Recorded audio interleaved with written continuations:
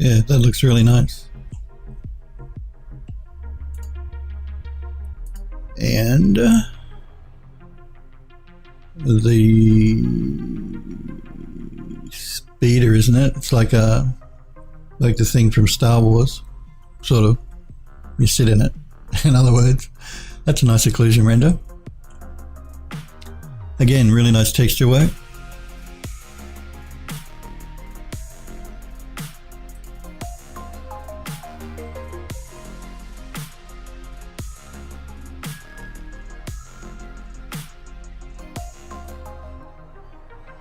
Yeah, that's very nice.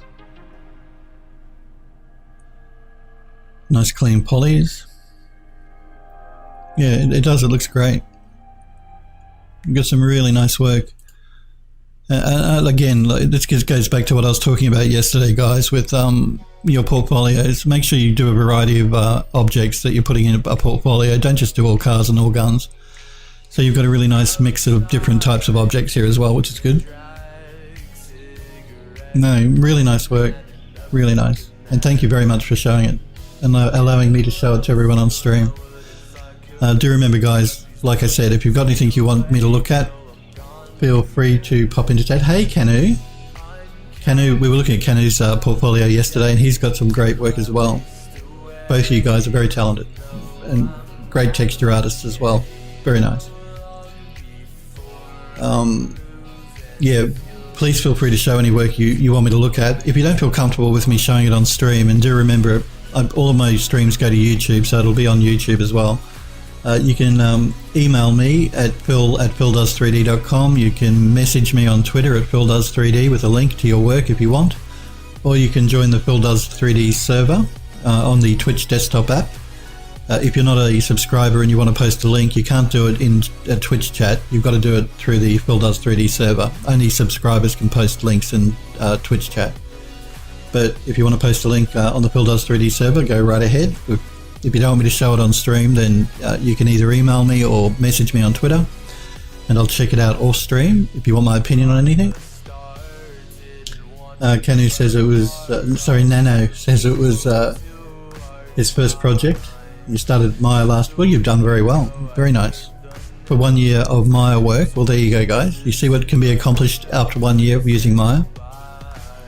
Canu's work is wonderful as well. We looked at his yesterday. Nano's work is very nice as well. It's just outstanding texturing work and modeling, which is what we're looking at here, so no one get confused.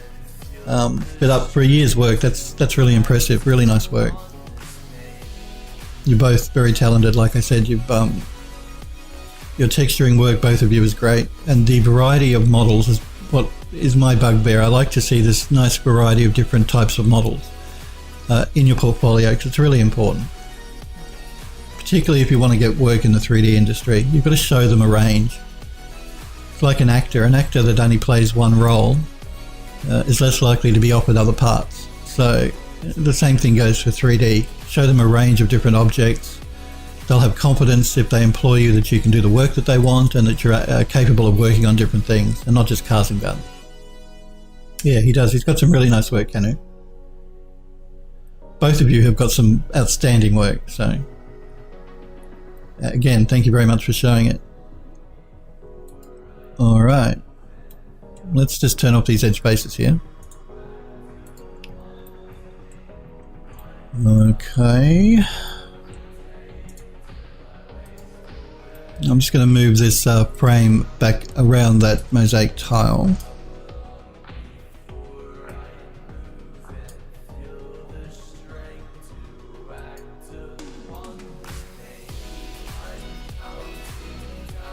Should be all right. Okay, I'm going to collapse my stack here because I don't need to get back to do any modification now. I'm going to do an unwrap so that we can take it into Substance Painter. Nano says you did not use Mari yet. Does the soft bake your textures like Substance Painter?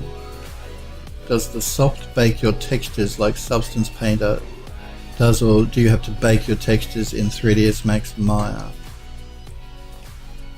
I'm trying to work out what you mean by does the software bake your textures like Substance? Are you talking about baking a high poly to a low poly? Is that what you mean?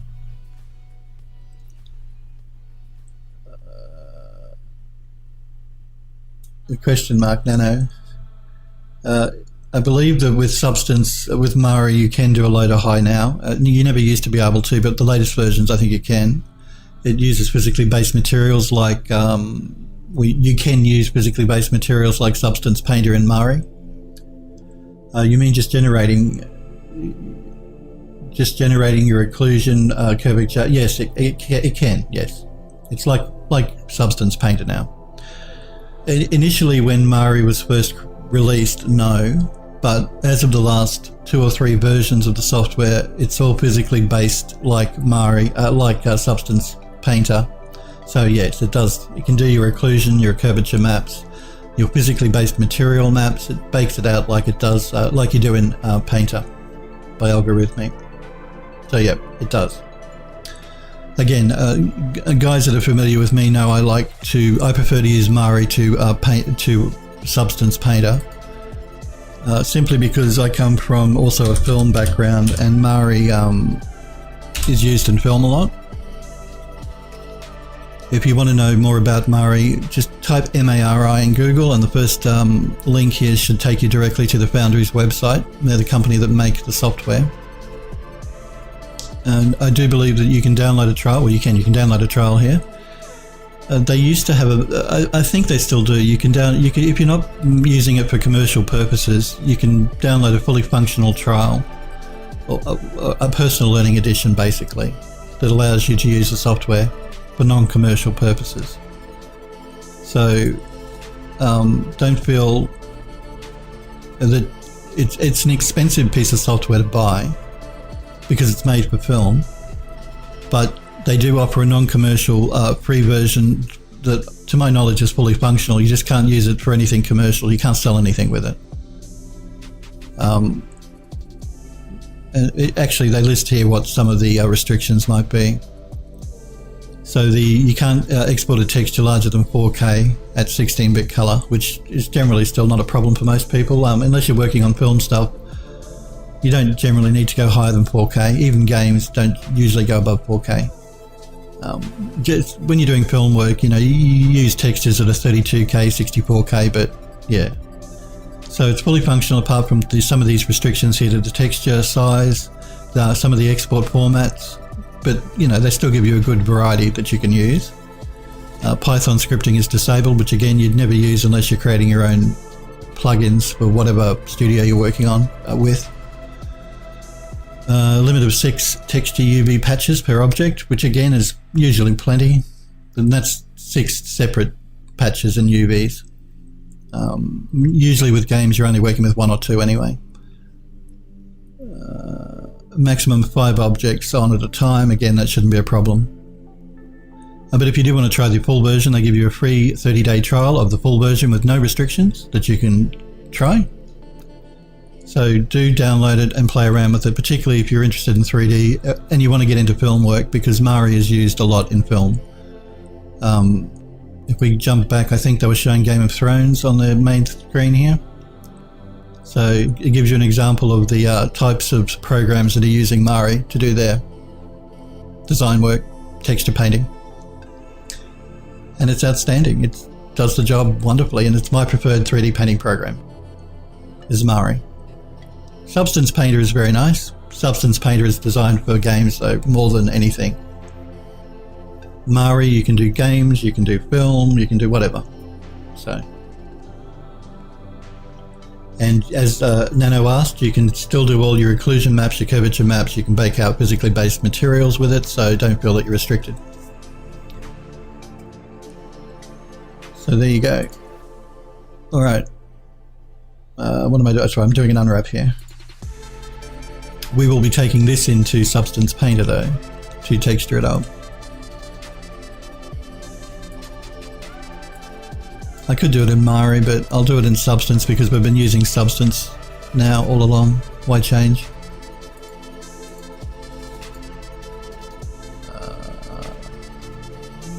Now I'm going to do a flatten mapping here because I want to, just looking at what Max has done, I may actually map this a little bit differently. I'm just going to move these out of the way for a moment. I want to see what it's doing here with the rest of these UVs. They look a bit odd. I'm going to turn off map seams because I really hate the look of it. It gets in the way while I'm working. And I'm going to isolate that frame so I can get a better look at it.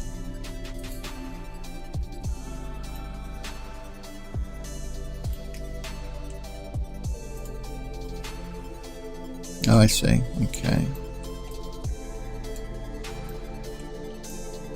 Right. That's that side.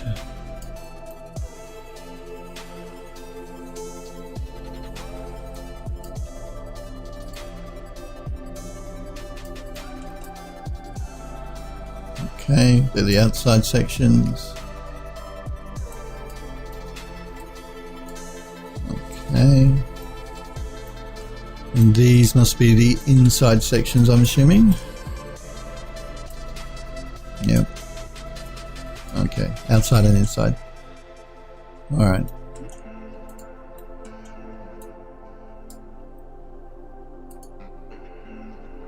I'm just going to repack the UVs.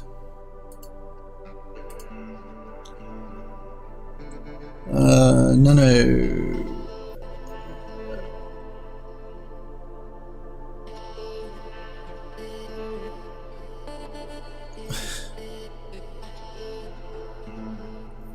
Kenny's asking, I don't understand what you're saying, Nano.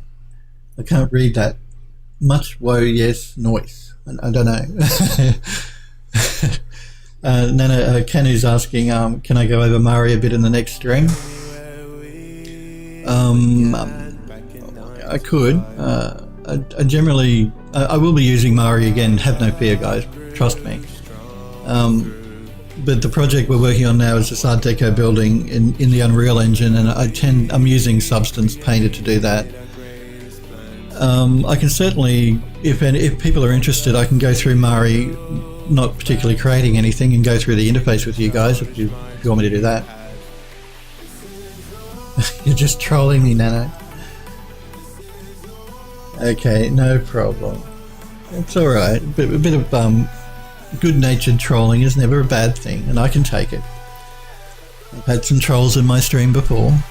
But getting back to Kanu's question, yeah, just an overview? Yeah, for sure. Okay. Let's we'll do that next week. If you guys are interested in me going just over the interface in Mari, I can certainly do that for you. If you want to download the program and just want a bit of help in how to use it, I can do that. I did use Mari in the last project prior to the one we're working on now when I created that Baroque Garden Terrace. That was all done in Mari. And all of those videos are on my YouTube channel as well, so if you want to sort of like get some help that way, in the meantime you can look at my previous videos for the Garden Terrace. That was the first project I worked on Twitch. Because yeah, I use Mari exclusively making and texturing that Garden Terrace. But yeah, I can certainly go through the Mari interface again. We won't be working on a project in it, but I can go through the interface and that type of thing if you guys wanted to download it and play around with it. Because yeah, again, like I said, I encourage you to try all this 3D software, particularly if it's free.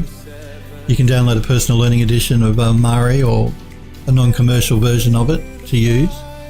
The same thing with Eon View, which is the software that I use to make all of my environments that you see on my website. That's all done in Eon View. I don't generally do rendering of an environment inside of Max. I usually use View because that's what it was made for, just to do environment work. So, and it does it very nicely, as you can see. So yeah, I use Eon View to create my environments. And they offer a free personal learning edition you can download from Eon's website as well if you wanted to try it out. You know, what have we got to lose apart from some hard drive space? It's completely free. With a couple of restrictions because it is free. And again, with Eon View, you've got different types of they break the software down into like Artist Edition, Professional Edition, Extreme and Infinite, that type of thing. And they're all varying tiers of price, but the free version, the PLE, is completely free. So, and you can create some very nice environments with it. The only thing I think that comes close to Eon View as far as rendering environments is, what do they call it? It's not World Machine. There's only one other piece of software that does environment work, and I can't for the life of me remember the name of it off the top of my head. But even that software is much more complicated to use than Eon View. So if you want to create some nice environments, not get a PhD in how to program or anything, Eon View is the software for you, I think. It does it very nicely. It was recently bought by a company called Bentley. Eon Software were bought by Bentley.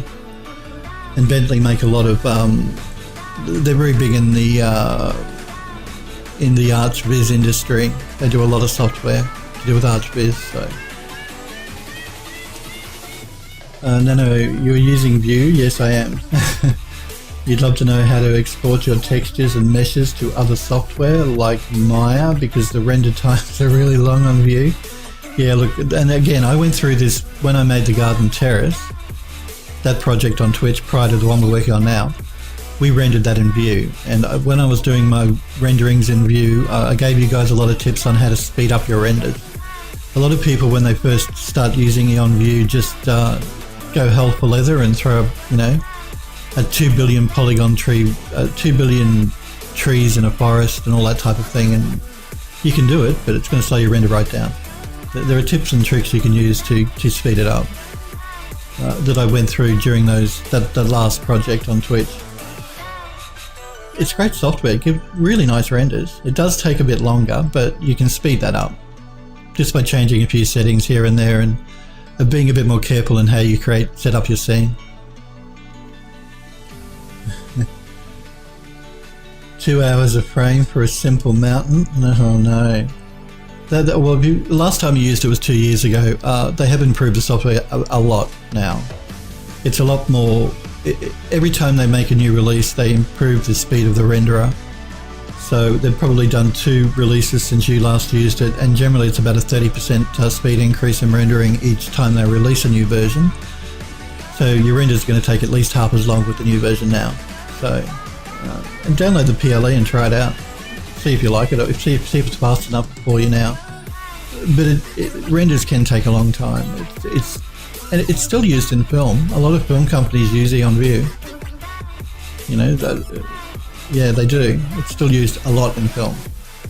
The last film, well, as an example, because it's the last thing I watched about a week or 2 ago, was Maleficent, that film that had Angelina Jolie in it. That was all done using Eon View. So you can create some really beautiful environments using it. But yeah, it can be slow if you're not careful with how you set your scene up, for sure. And again, I'm going to be doing more projects in Vue. So the project we're going to work on after the one we're working on now, the Art Deco building, is going to be probably another model that I'm going to be putting on Cornucopia 3D and the Creative Market, because you guys know I sell my 3D models on a couple of websites. So I will be doing photogrammetry, which again is what I specialize in at the studio I work at the moment. I'll go through using photogrammetry, and then I will be jumping back into Vue again to do our beauty renders, because that's the software I use to do all my beauty renders. So we will certainly tackle that in a future stream once we're finished doing this Art Deco cinematic. My projects can take a while. I like to take my time when I'm doing these projects on Twitch. Yeah, I want to make sure you guys understand that doing anything properly can take a bit of time. You don't want to rush 3D. If you rush it, you're not going to get great results. I'm not suggesting you need to take as long as I generally do, but, take your time. Enjoy what you're doing. Enjoy the process, as they say. It's something I love doing, so I don't like to rush it. But for sure, if you go to my YouTube page and you want a refresher in the meantime before I start tackling Eon View or Mari again, the previous Garden Terrace streams are all on YouTube.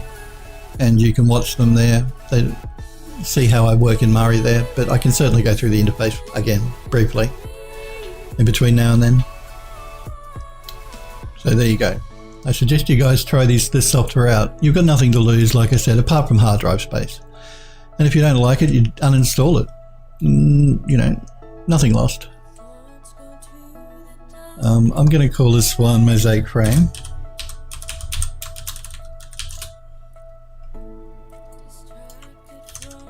And I'm just going to export it as an FBX file.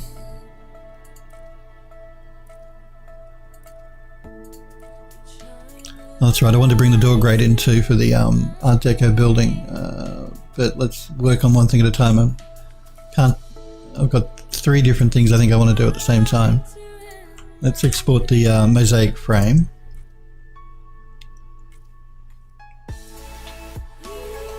Because we're going to use parallax mapping to do there are door grills that help to marry the 2 different floor sections together, and we'll use parallax mapping for that, as we did for the plaster ceilings in the building.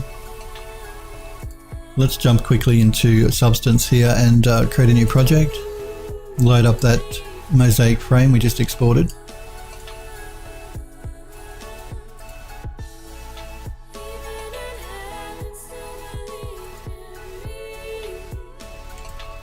Alright. And this is going to be pretty simple to texture up. I'm just going to rename the material here to Mosaic Frame.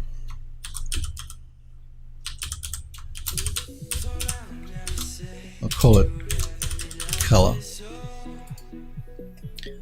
I just want to put a brass texture on this. I'm going to pull in the brass substance and delete the top layer that's blank. Underneath of that brass, I'm going to do the similar thing that I did yesterday. I'm going to throw down a we'll go with an aluminium brush, I think.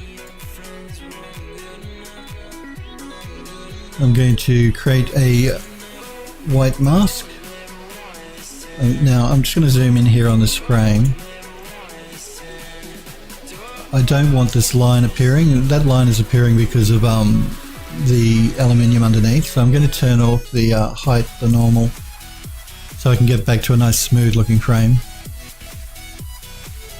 And we're going to jump back up here and let's choose that dirt brush I like to use for my distressing. We'll reduce our size here a bit. Alright, now let's start removing some of the gold from around the edges here where it's been scuffed and worn a bit. That might be a bit much.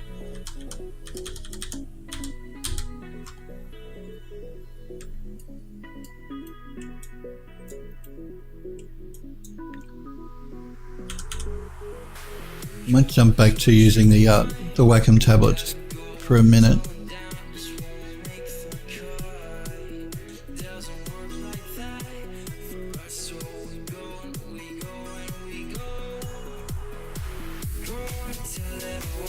I'm not going to go too nuts with the distressing here. I just want a bit of wear here and there along the edge.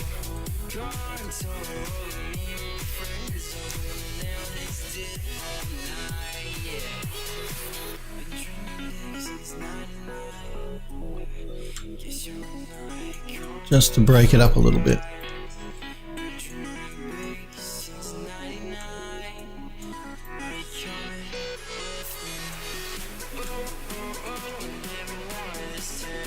So I'd really like to get that central front hallway finished today so that we can move on to other parts of the building. And this is really the last bit of the architecture part that needs to be done for that central hall.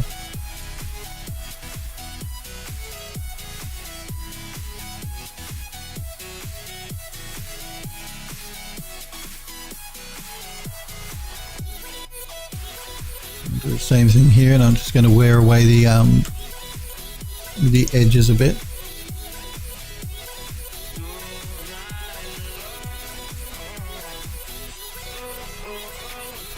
I'm not going to add any like rusting or anything like that. This is inside, so it's not generally going to rust.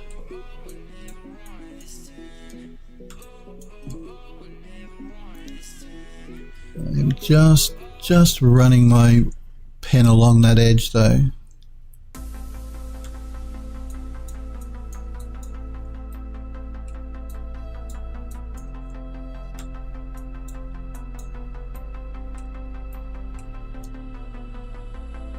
You going to bed, Nano? Well, good night. Thanks for popping in. Would it be possible for you to message or even tweet me when you do a view stream? I'm quite impatient with it. No problem. If I remember, I'll send you a tweet when I start the view stream. It's going to be the project after the Art Deco building we're doing, so we're nearly finished with the Art Deco building. I say that, but there's still a bit to do. We're still going to set up the cameras, and I've still got to finish the interior of the building. But I will. I'll message you on Twitter. If you follow my Twitter account at PhilDoes3D. I'll message you there. Provided I remember, of course. When I start the view stuff, it'll be the next project. The next project, like I said, is photogrammetry, and then it'll be view. Okay, cool.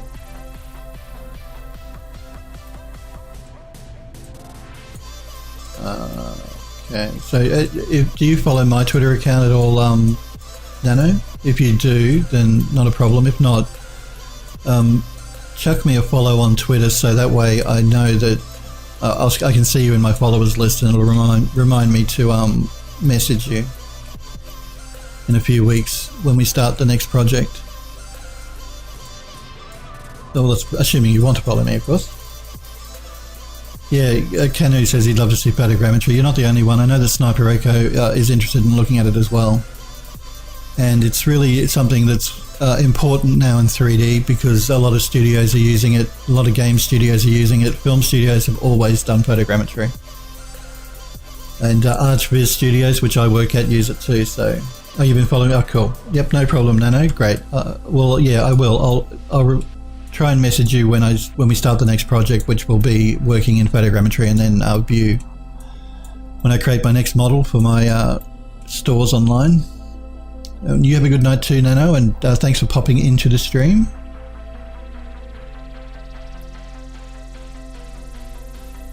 But yeah, getting back to photogrammetry, it is really something that's important. It's used a lot now in a lot of industries. So.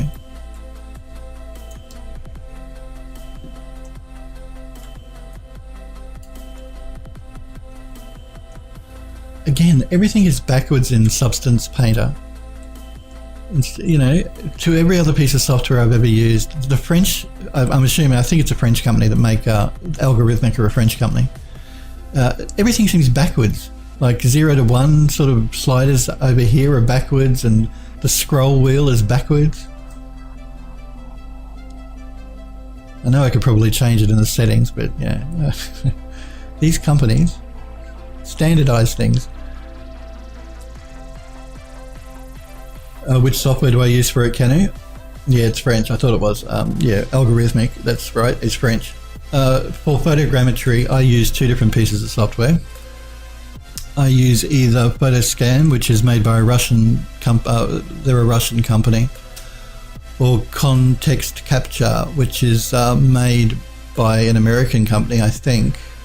They were bought again by Bentley Software, who bought Eon View. They also bought this Context Capture software. They're buying up lots of different companies, Bentley. So, and I generally prefer to use Context Capture because it does a better job. Photoscan is nice, it does a job too, and it's a lot cheaper than Context Capture, but either one of those two, but I generally prefer to use Context Capture because it produces really nice results. And you can also do aerial drone photography and photogrammetry with Context Capture, which is used quite a lot. Because the studio I work at, we do a lot of work for mining companies here. You guys know Australia's a very big exporter of minerals, so we've got quite a few mines here in this country. And they use UAV footage to do photogrammetry for the mining companies, because all of the trucks now are fully automated. So you've got these huge trucks, and I mean, they are huge. Like one tire on one of these trucks is the size of a person, like 6 feet. It's huge. and they're all automated, so there's no drivers. They're all completely automated.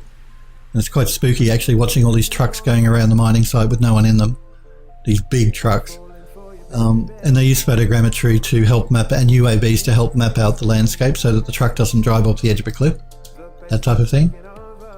And GPS and the rest of it. But yeah, so, and context capture does UAV footage nicely. So they're the two pieces of software I generally use to do my photogrammetry work, and that's what I'll probably use context capture when I do the stuff on stream. It is. Photogrammetry is an awesome thing.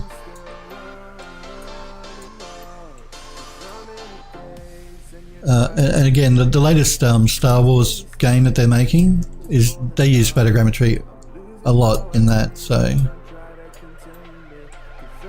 I want to get this done relatively quickly here.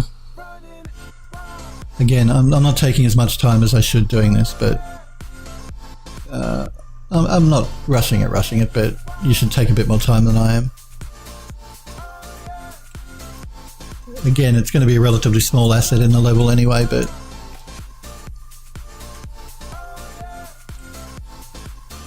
stop doing that.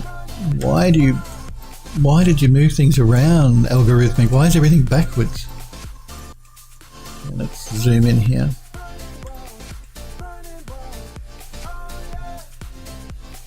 I'm going to do a similar thing that I did yesterday with the wood pattern. I'm going to throw a really large brush all over parts of the model in just a minute. Just want to make sure I have these edge pieces worn. I think I do. Yep. All right. Let's pull back, angle our model around a bit. And increase our brush size. Now I'm just going to start. No, don't really want to make sure I don't get too much of a an angle on this.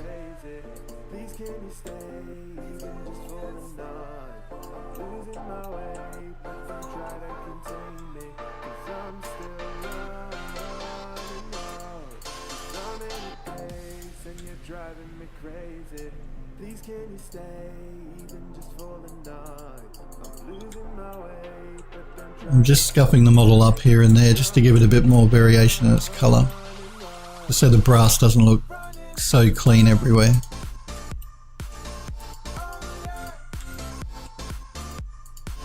Got to remember not to go too nuts here. I have a tendency to go overboard.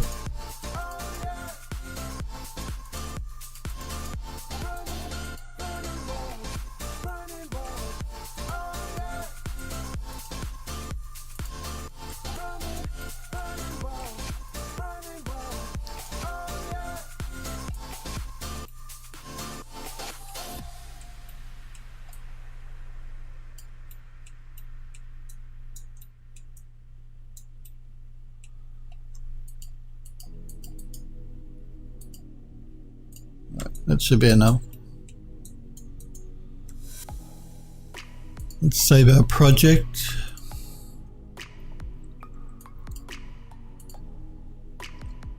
Mosaic.tiles. We call this one mosaic frame.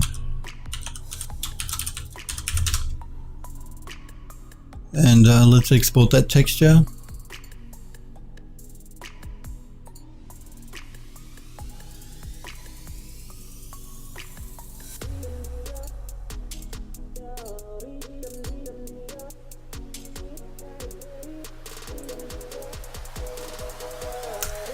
I'm going to save it as a 1K texture. It's a small part of the model and it's a relatively small model. That mosaic section of floor is relatively small, so a 1K texture I think should be fine. If we find it's not, we can always come back and re-export it again. Okay, let's jump back into max. Let's end isolation so we can see everything.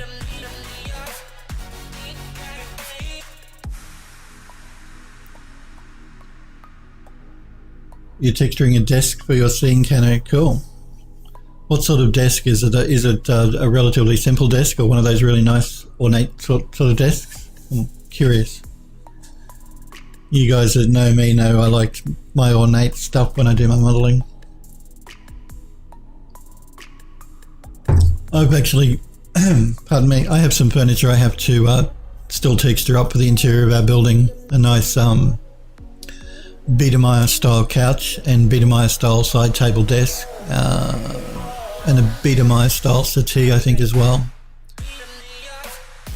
that I'll be using inside of the building, but I haven't textured. I've modelled but not textured it yet. Now I'm just going to assign that texture to that frame before I export it.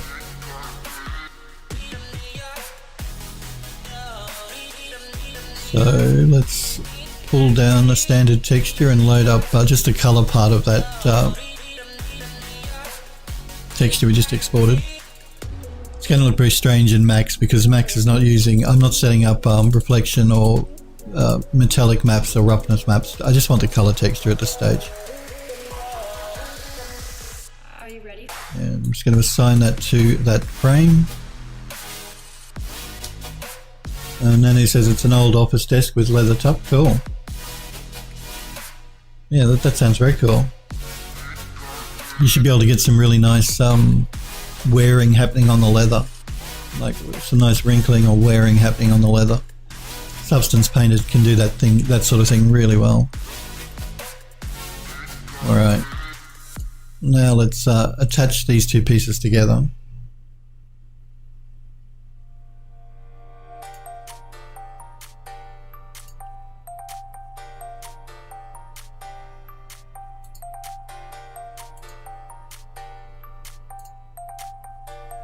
I'm just going to collapse my stack.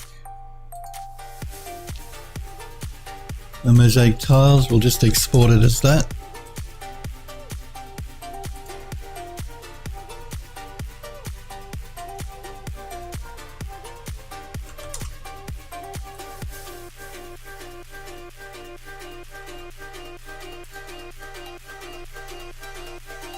Okay, let's again just do a save here so that we don't lose any work we've done.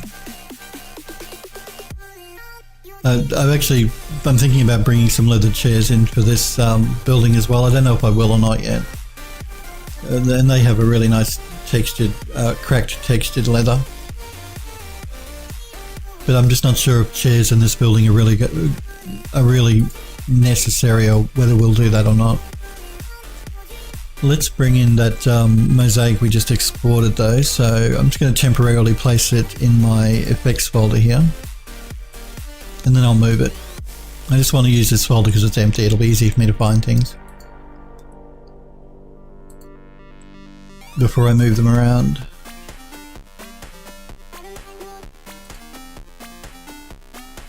Okay, let's load up that model.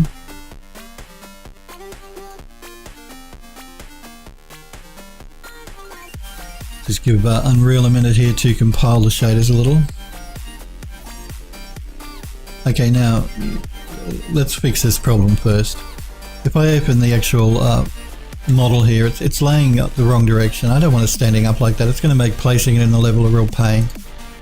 So I'm just going to quickly jump back into Max and make sure my pivot is in the right spot. So I'm going to center it to the object. And I also want to do a reset on the X-form.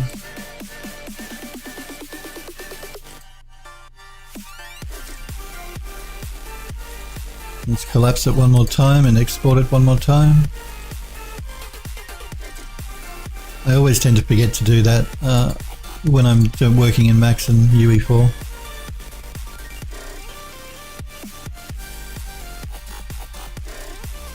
Okay, now we can jump back into UE4. Let's re-import that model again. And now we have our model laying in the right direction again, on laying flat like it should. Let's start with the mosaic tile. We'll bring that in first. So I'm going to import the textures for the mosaic. We've got the color there already, but we want the ambient occlusion, the metallic, the normal, and the roughness. I'm not going to bring in the height map. I probably could create a parallax map with it. Maybe worth doing.